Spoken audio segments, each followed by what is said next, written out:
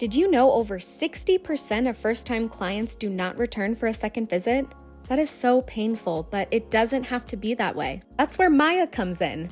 Maya is the ultimate marketing software for the beauty and wellness industry. We have a proprietary funnel utilizing special algorithms to help connect the right consumers with the right providers at your business. This means that Maya helps you get higher spending clients you love to work with who stay the long haul. If you want to increase your revenue, increase your client count, increase your average ticket, and increase your new client retention, then you need Maya. Go to joinmaya.com to set up your own personal virtual tour and see why over 500,000 consumers have trusted Maya and the businesses we work with to find their perfect beauty and wellness pro. We promise you will love Maya. Thank you for joining me. This is Kati Whitledge with the Beyond the Technique podcast. We're going to be talking about master your craft. No better person to come and speak to this, but industry expert, stage artist, app creator, education expert. Like, he is everything you may already know. Ryan Weeden is here today. He is the founder of Masters of Balayage. Most of you are probably already following him and his brand on social media, but if you're not, I have the link in our show notes for you to do that, because you will be so inspired and you'll be ready to get on the app and get your team into these education portal where they have tons and tons of education. You're going to hear about that today. But why have we lost this desire to master the craft? We more want the title, maybe not the skill set. We're going to get into that today. Ryan's been in the industry since 2003, so he's seen a thing or two, and we are really fired up to inspire you and your salon team. Without further ado, help me welcome Ryan Weeden. Welcome to Beyond the Technique. Oh, thank you. Thank you very much, Kati. I'm stoked to be here, and I love talking about business, talking about journeys, talking about mastering anything, especially hair. Well, you've got a great head of hair. So for everybody listening, if you always wanted to see the faces behind the names, go to the link in our show notes to watch today's episode on our YouTube channel. And you can see Ryan. He's got these baby blues, which I'm partial to because dad has blues. My kids have blues. Like, they're just popping. And so, Ryan, have you always been this successful in the industry? How did you start? I want to know. What made you decide to get into the industry? Have you done haircutting or just color? Like, tell me all the things. Sure. Well, first, I have always had blue eyes, so just to get that out there. And no, I didn't. I fell into hair. I didn't think it was actually ever even something I would pursue. I was one of those guys that found what I love doing by finding out everything that I didn't want to do, and I tried everything from corporate, from science, and I was a science major in college, and was messing with cadavers, and I'm like, yeah, I don't know if this is my cup of tea. But I do remember at a very early age, I was always very entrepreneurial. When I was in my early teens, probably even from like 10 to 13, I would go to this place with my family every summer in Annapolis, Maryland. Weird place, awesome place called Sherwood Forest. It was like this private community. They have golf courses, and it's just kind of like a free for all without having to worry about cops or anything. There's like a rent-a-cop that ran around, but there was gates, and so it was a very safe place to grow up in the summertime. Kids could just go roam around and do what they wanted to. There was woods. And what I would do is there was this golf course you could just play, and I wanted to make some money. I really don't know why. I don't remember why, but it was kind of like kids had lemonade stands. I had golf ball stands. And when I say golf ball stands, I didn't go out and like manufacture golf balls. I would wait for these golfers to hit the balls out of the woods. Then I would go grab them out of the woods. I would polish them up and I'd give them to them on the seventh tee. And I would sell them for like $1. And golf balls are really cheap. So I had this business going on with that, and I was selling all these great golf balls and making a lot of money as a Your margins were ridiculously great good. Margins. Yeah. Free, just time. I was spending some time, but the product was free. Yeah, it was great. But yeah, I got into hair after doing a lot of things, I was an actor in New York and loved the stage and loved to be in front of people and the camera. And of course, my hair was just on point. And, but being an actor was just, that was, I did not enjoy it. I did not love going to try to get these auditions, and it was such a rat race. And I just wasn't very talented as an actor. I hadn't done it for much of my life, and I took classes and things, but I mean, I didn't want to suffer for the rest of my life without ever having to get a real role. And you have to be okay with that as an actor. You have to love the craft and the act of acting so much that you would basically do it for free and live on peanuts, but you loved it so much you would keep doing that. I met so many people like that in New York, that they loved acting. They loved anything they could get, but they were considerably older than me and they weren't making any money. And I didn't want to live like that. I didn't want to go from role to role. And frankly, I just didn't have the talent or the connections that you need, or the relationships that you need to really move ahead in that business. So I quit doing that, and then I went back to school for physical therapy, just kind of like going through the motions again. I wasn't going to be a physical therapist tomorrow, it would have taken me years. Yeah. But then I met somebody in there and I started dating her, and her mom happened to be a hairstylist up in the Bay Area of San Francisco. One day I was there for like a holiday or Thanksgiving or something. I can't remember what. Her mom mentioned to me, she's like, "Hey, Ryan, have you ever thought about being a hairdresser?" And I said, "No, like, what would why? Like, I've never thought about it." And so it kind of ended there, but then she started sending me these articles like, "Hey, there's this guy in San Francisco. He's making these, specializes in hair cutting. He's making all this money. There's this colorist. He's making all this money." And I'm like, holy shit, like there's a whole opportunity here. And looking at kind of like the margins, like you were mentioned earlier, is there's not many men in this business. So I was thinking I could be kind of like a diamond in the rough if I got into this and got really good at it. And who knows, I loved hanging out with women. So I decided, like, why not? I got nothing else to do right now. I found a cheap school that was a city college in Santa Barbara. And I applied, went to that. First day I walked in there, not knowing a thing about hair. It was me and this other guy, and there was like 50 girls. And and I'm in my early to mid 20s. I'm like mid 20s, I think, at that point. I'm like, there's something here, So I didn't even know how to hold a blow dryer, but all these girls wanted me to do their hair. And so I'm like, okay. And then I really started to not just appreciate that part of it, like the conversation and the kind of like that over the top flirtatious type of, like, flamboyant type of job that it can be, which is one of the unique things about it. But how it's right brain and left brain. Mm-hmm. And I'm very kind of mixed between the two. I love organization, even though it's hard for me to attain it, but I love, like, following let's say making a Lego structure where it's like step 1, step 2, step 3, step 4, step 5, and you're going to get the result. But I also love being able to be creative at the same time and fill that bucket. And I'm like, then I started to put the two together, learn the skills, and I hit the ground running. Okay, this is really intriguing to me because you really did tap into not just science, but that, like, almost wellness medical side. So you kind of had this, I want to help people thing, Mm-hmm. but you are this big personality. This really combined the best of all your things. Was it immediate success? Because you mentioned going to a overnight. It was overnight success. Yeah, just happened. First day.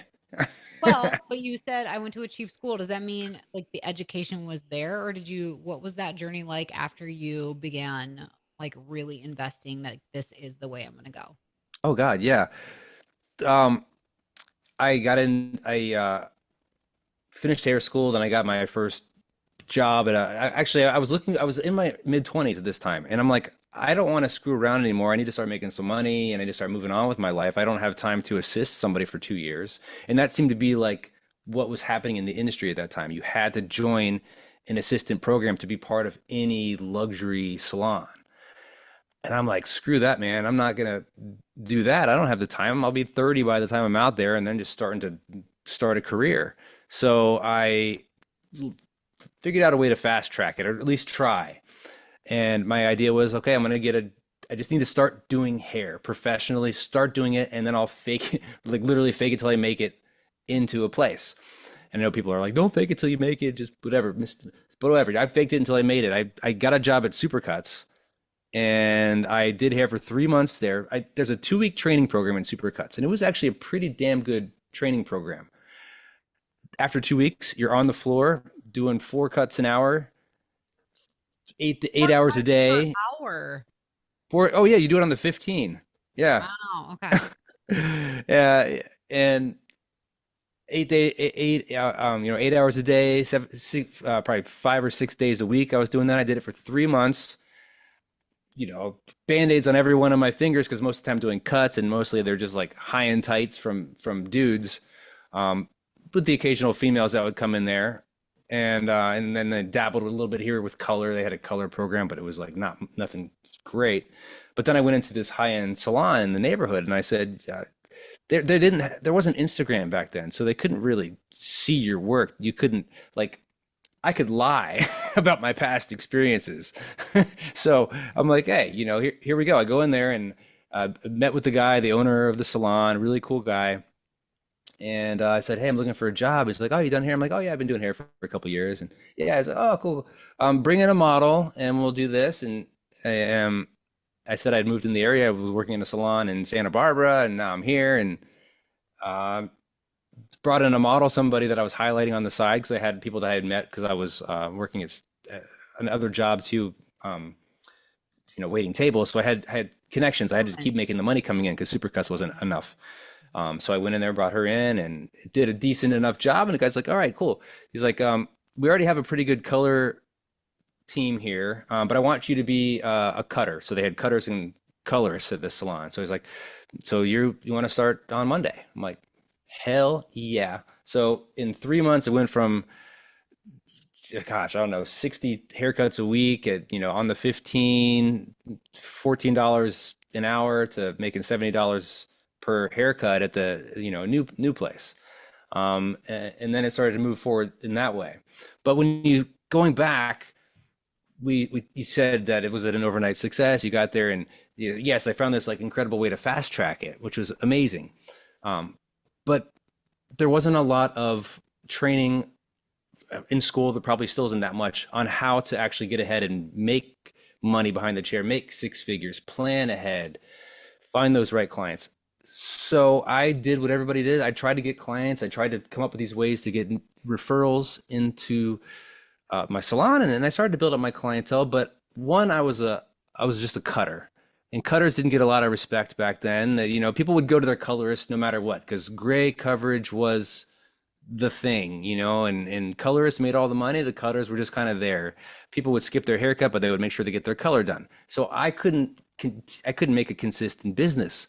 I needed to do color, and it just wasn't happening at the salon. And even still, I just wasn't finding my way or seeing the potential that you could be as a hairstylist. So in 2004, 2007, I was actually in Texas at this time. I chased another girl. I was going to say, didn't work out with the girl whose mom talked to you. Definitely didn't work out with her. Got it. But that actually served a purpose. The next one didn't so much. She was just, not the right fit for me. And I was working for Tony and Guy out there, and I couldn't build up a clientele. I couldn't see the future in hair. 2007, I quit. I quit doing hair. I'm like, this is a stupid career.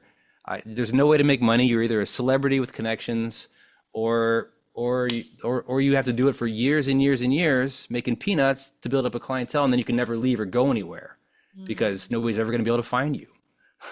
And that's before social media happened. So I ended up quitting hair, and during that time, I'm like, I guess I'm just not good enough to do it on my own. I'm going to get a corporate job and just try to find happiness that way, try to find a future that way. So I got a corporate job, hated my fucking life, hated it. Ended up getting fired from that. Was it within the industry?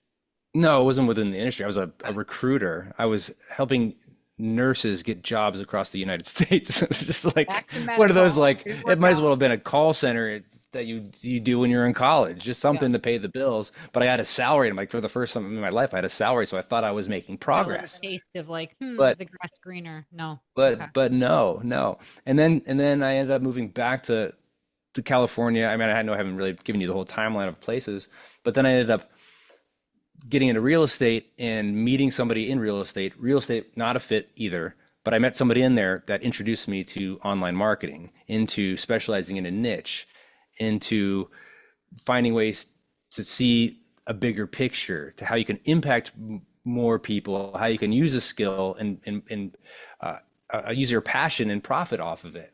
So that's when I decided to get it back into hair. And I'm like, I love balayage. I'm not even that good at it yet, but I love it. I love that lived in look. It's what I've always kind of like been attracted to, you know? I mean, come on, Victoria's Secret magazines, all childhood long, Yeah. right? All that lived in hair. I'm like, that's just That's what all I you had. wanted to do, you know? So I Yeah. got back into hair in 2012 with just this new vigor, this new direction, this new idea of this bigger picture, something beyond. Like, I will find a way to make this happen. I will specialize in balayage. I'll become a blonding specialist. And I was working at Starbucks to make ends meet while I started finding the right salon fit and as a booth renter. And I went from basically $0 in income, zero clients, to six figures in a year. This is huge. And I want to point out to everybody, anybody that you follows me in the world of Maya, marketing solves 99% of your problems. Because the minute you get juiced up about the potential, understanding marketing, you said the niche. Well, that's the riches are in the niches. Right. So you decided at this point to hone in on balayage, which I think is super strategic. How did this go from you optimizing your own life as a balayage colorist and making six figures to then saying, which is so like you now that I'm hearing your whole story, of creating your own way, paving your own path. So how did Masters of Balayage get started in the midst Yeah, of all this? yeah, great segue. I had always, at that point, I had always wanted something bigger than myself. First, I wanted to make sure I could pay my bills and make six figures and kind of remove the financial burden uh, from my worries. So once I got to that point, and I'm like, where do I go from here? Where do I grow? Ever since I went to my first hair show in the ISSE show in Long Beach in 2003 while I was in school, saw those guys on the stage and they're rock stars, especially the Chi booth, and they're just like hair blowing and they're chopping off hair and whatever. They're having a great time. And after having wanted to be an actor, like, I wanted to be on stage, and I'm like, well, maybe that's my stage. Maybe being on a hair stage is my stage, and I'll just kind of play myself. So I had this idea that I wanted to be on stage. So I reached out to all the big companies and tried to find a way in. But there was so much red tape. There was so much like, hey, yeah, we don't know who you are. You can sign up as, level one here, start using our products, tag us, whatever it is. And then maybe 3 to 10 years, you'll have an opportunity. Kind of one of those things. It was just like gray area, maybe, probably not, but maybe. And I'm like, screw this. I'm going to create my own stage, and like literally just create my own stage. And I'm just like, I'm going to make a company. I'm going to name it something that is something that even I aspire to be, which was Masters of Balayage. I was the first self-proclaimed master of balayage because I was the only one in the company doing it. And I still remember getting my first teaching gig. I was in La Jolla, California, and I'm like, we had about like 5,000 followers on Instagram. Like, oh, this is huge. We're an up and coming company on Instagram. People are starting to recognize us. And I created this whole PowerPoint thing, and I went into a salon in the nearby, and I'm like, hey, I'm Ryan Weeden. I have this company here. Oh, great. Would you host a class for me? Tickets would be like, $50 or whatever. And would anybody, well, tell us why you would be the right person for it. And I showed them this whole PowerPoint, and it was like super corporate and weird. And then they said yes. In that first class, I had like 4 people that attended. It was during the salon was open. There was clients coming in. It was just such a weird experience. There's kids running around. Like, I saw some video of it, and it's just nightmarish. But but you got to start somewhere. Yeah. That was my first one, and then just from then on, it's just one class led to another, led to another, led to another, led to a hair show, led to just finally hiring more people or partnering with people and collabing and teaching classes across the country, and then we got into online in 2017, and online total game changer, and the story continues. Okay, well, you're not a patient person. And it's probably because you're a visionary. And if you see it differently and that the potential it could look different, you create it for yourself. Where did you get that like characteristic? The impatience.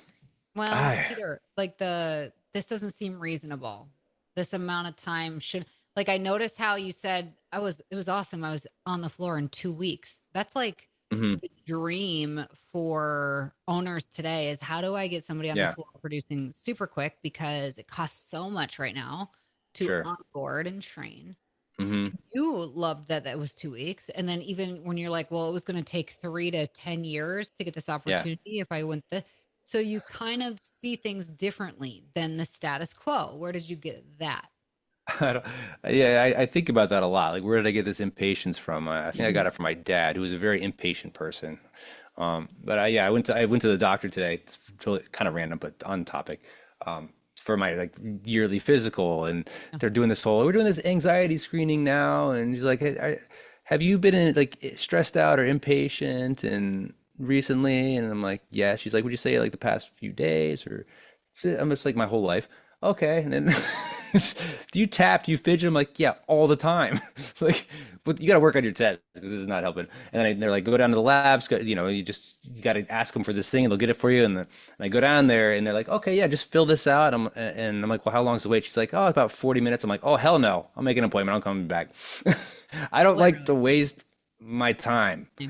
Like, time is the most valuable asset that we have, and even if I'm not doing anything, even if I'm just drinking a beer or hanging out, it's like that's still my time and I don't want to waste it, even if it's just downtime. My dad was a very impatient person. He passed away when I was 13. And he was just one of those, from what I remember. I mean, you don't remember much from previous years except for just kind of like a feeling. But yeah, he was all very hard on me. Very very loving, but very hard on me. Very like you need to get better. If I had a bad soccer game, he would be disappointed in me. And I know it's not the greatest thing to be as a father. I've learned not to be that way, but be supportive and challenge in a positive way. But I know what I can do. I know what I'm capable of at my best. And it's like an intuitive gift I think I have. And when I'm not reaching that level, I get frustrated. And when I get frustrated, I get impatient. And when I get impatient, I get into get it done mode, get shit done mode. And I think it's just kind of like this revolving just way that I live. And it's a really unique way of your mind, how you work, and it's very Mhm. special. So I love that. And I also love that you've crafted now a way to help expedite the process for somebody to master their craft, specifically with hair coloring.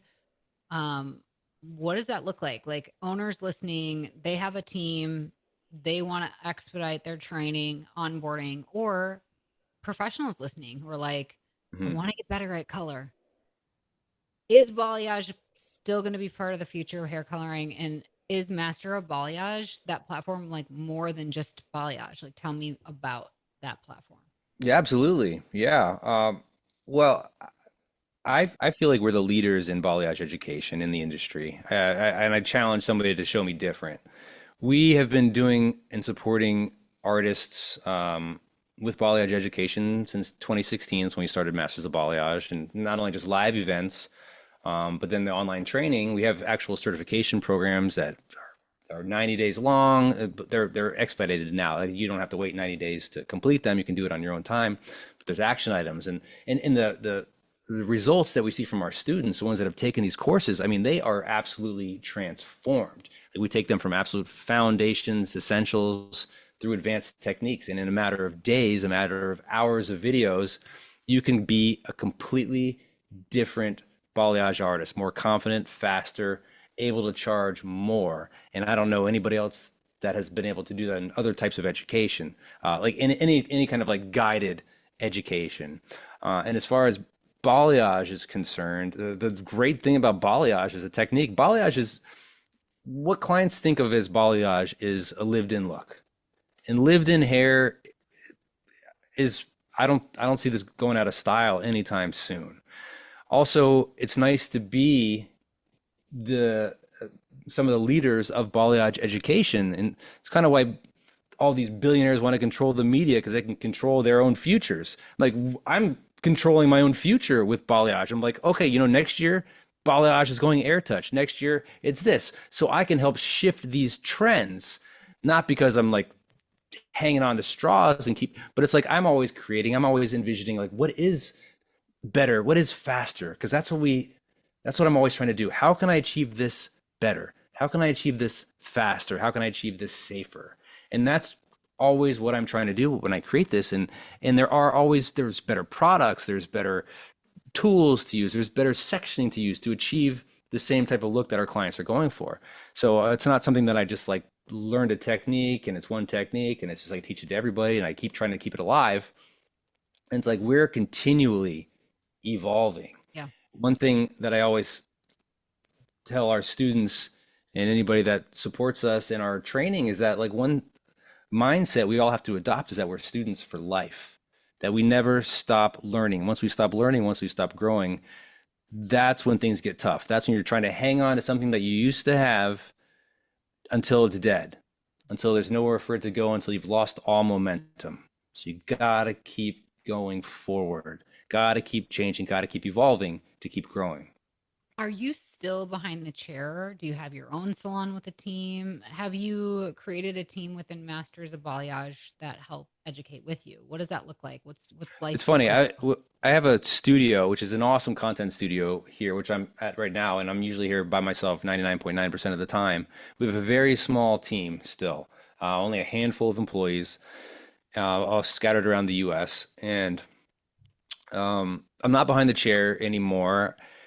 I have a client here and there that I take that pay me really well, and that's why I take them, because also it keeps me fresh. But I do enough videos that I shot one recently earlier. Well, I'm editing today. I shot yesterday, but I'm always creating like YouTube videos. I'm creating new education. We've got something called the Balayage Club that we have hundreds of hours of education in there that we just keep adding to every week, more and more. That keeps me fresh. That keeps me evolving, especially because we also have our own hair color line now, which is insane.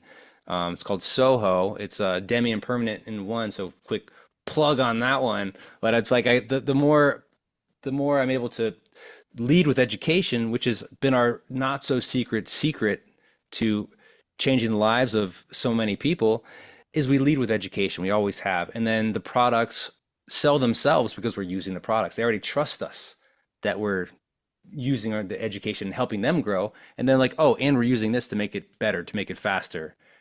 So it's like it just adds So now you're adds to making it. golf balls, So From golf balls. Yeah. Now we're gonna make golf balls. that's cool. So, do you have a team? You're traveling now. What does that look like? So, salon owners listening are like, you have the online portal, which, by the Yeah. way, for everybody listening, all the links of what we're talking about are in our show notes, so you can check out everything. Are you coming to a city near us still yet in 2025? What does 2026 look like for you? What kind of access can we get to you, your education, and your color? Absolutely. We have the incredible education live. This year was probably our best. It was a different year. It was probably our best year ever because we went with the less is more approach. The year before we tried it, we're like, oh, education was so great for us. Let's have 30 classes, 30 different cities. We'll do 1 days, we'll do 2 days.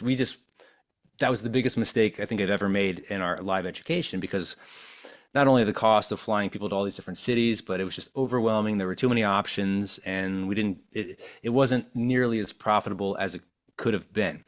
This last year, we're like, okay, we've turned our live training, which are 2-day workshops for the most part, into what it feels like. It's like a mini event. I mean, it's not just like, hey, a workshop at a salon. We rent a hotel. We have, blocked rooms. We've got speakers. We've got TVs. We've got like it costs thousands to put these shows on, but we had all of them were sold out. We had I think five different cities. We had we had 100 people in a class, doing hands-on. So you've got like 100 bowls of color, 100 things. Our team has been incredible. The teams that we take to our classes. I mean, it's like everybody wants to be there. They're so excited to be part of Mob, and they're all super talented themselves. But just the synergy between, we are all doing what we love. We all love the energy that we bring. It's not just a class, it's an experience. And not only are you leaving with way more than you expected to get when you came, as far as techniques, as far as business talk, as far as motivation. I mean, you're getting everything from us, and just a show and entertainment. And you think I'm like goofy now? You should see me on stage, any stage, right? It's like me, times 10. So it's just so much fun that people leave completely transformed from these. And anybody else that might look at this event, you'd be like, how did you do this with like 5 people or 4 people that are there, and we take trucks in there and this and that and swag. And so we're going to five or six different cities next year, 2-day workshops, with our big hero event. I don't know if you've heard about our hero event, which is just nuts because it's amazing. We've got this event called Hero, which we're going on our 6th year next month, the 20th, 21st, in Nashville, September. We've got this event called Hero. It's Hero Retreat. It's a 2-day event. We have like 20 educators, icons, influencers. We're almost sold out at over 700 people that are going to be there. It's like Tony Robbins meets Balayage. Wow. So it's just like so many different speakers. Some aren't even in our industry, but they're there to deliver. They're there to give motivation, talk about health, wealth, happiness, balayage, cutting, camaraderie, relationships. It's just like insane. So you definitely got to come to one of these. You'll be like, holy shit, this is what our industry needs more of. Like, I'm already like, okay, we got Yeah. September. Oh my gosh, it's happening right now. This is huge. For everybody that wants to be at these live events, is this a matter of following on Instagram and keeping an eye out for that? Is there a way to subscribe and get emails, or how do you notify your community? Oh yeah. We've got the whole online marketing thing down. You can go to our Shopify site, which is mobprofessional.com. We've got all of our products on there. There's pop-ups there that'll get you on our email list. One of them is like, hey, get 10% off your first order, which is like, hey, definitely sign up for that. That way we'll get your email list. We'll spam you with all kinds of stuff. Just kidding. But relevant things. We always lead with education. We lead with value. So you'll get there's also going to be an education calendar on there. You can get tickets on there for our events.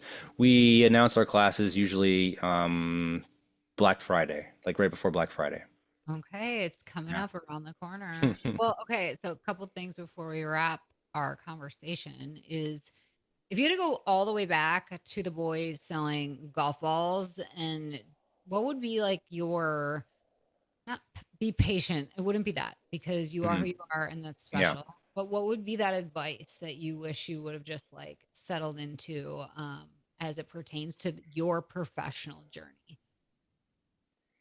God, you think I would have an answer for that after all these years.